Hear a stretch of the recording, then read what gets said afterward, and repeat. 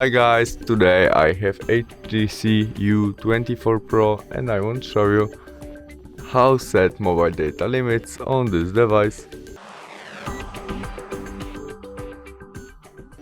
Starts off opening settings application.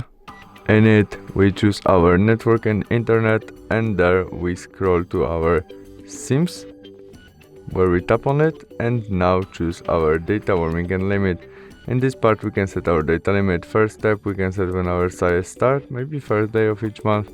In this part we can turn on or turn off our data warming, and we set it after how many gigabytes or megabytes we used, we get warming. You can also turn on our set time, set data limit. We can turn on it and confirm by OK, and we can set it in the same style as warming.